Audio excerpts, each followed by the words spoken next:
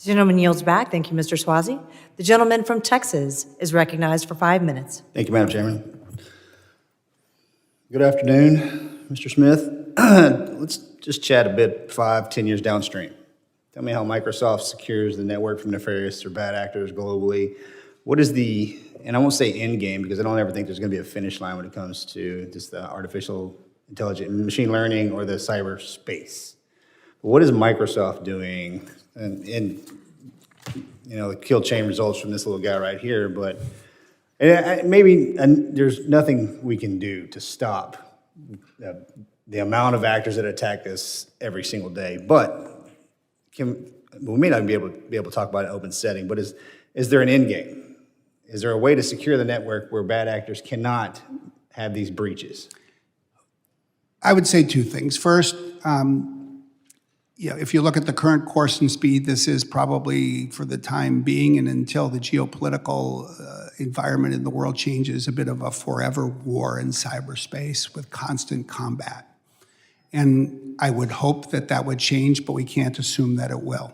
So what can we collectively change?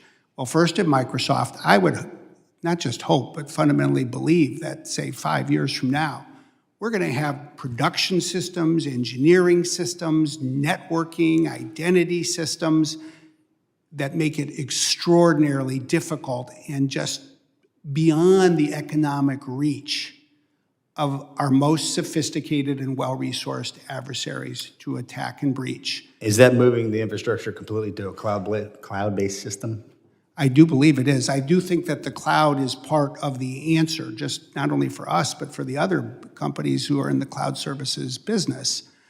And I think that, in addition to what we do as a company, I would hope, look, just as we learn from our competitors, and that's a good thing, that we'll share what we're learning and our competitors will adapt as well. I think the thing we're going to have to do the most to internalize is just recognize that we'll do a lot of good things. Let's say we do every single thing that the CSRB has recommended, because that's what we are going to do. It won't be enough, because 2 years from now, our adversaries will have done more. So what we need to create is a process where we collectively always learn from what is happening. We do a better job of anticipating and predicting. And I do think that AI will be one of the great game changers, and we need to ensure that AI benefits the United States and our allies and the defense of people at a faster rate than it can be used by our foes to attack them. Inevitably, it's going to be the human variable that's removed from the cybersecurity space, and it's inevitably going to be completely AI-based. Is that a fair statement? I am very sheer compute.